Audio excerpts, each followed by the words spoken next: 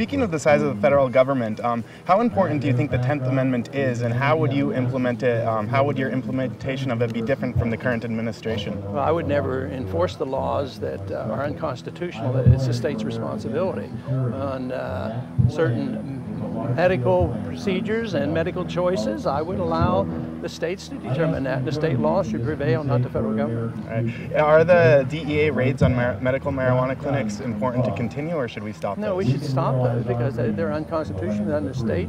You're not being compassionate by taking medical marijuana from somebody who's suffering from cancer or AIDS. And people should have freedom of choice. And we certainly should respect the law, and the law says the states should be able to determine this.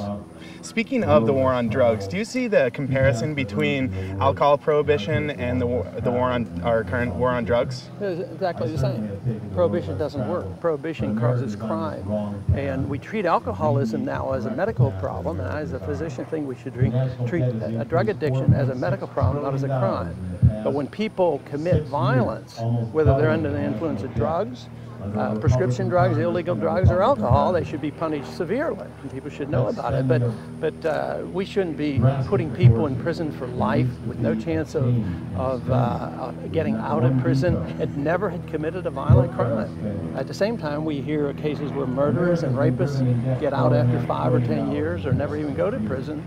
It doesn't make any sense. So the whole war on drugs is just about as disastrous as the war in Iraq. All right. And one last question here. There's a lot of grassroots...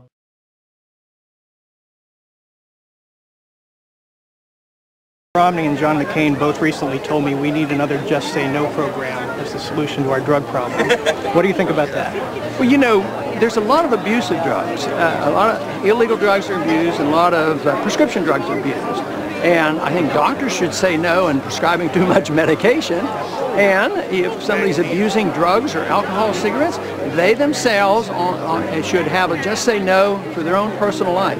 But when the federal government gets involved and tells us how we're supposed to live and what our habits ought to be, the drug prohibition program that's going on now is every bit as bad, if not worse, than what happened with the prohibition of alcohol.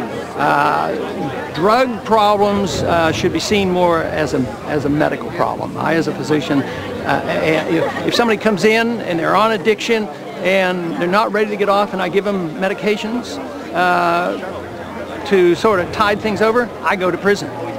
You know, so it doesn't work. But if I do that with the idea, well, I don't want this person to go out and shoot somebody and rob somebody or go into prostitution. Oh no, you can't do that, you know. So no, just saying no is good, but let's find out who's supposed to be saying no. I'm tired of the federal government telling us what we should do and shouldn't do.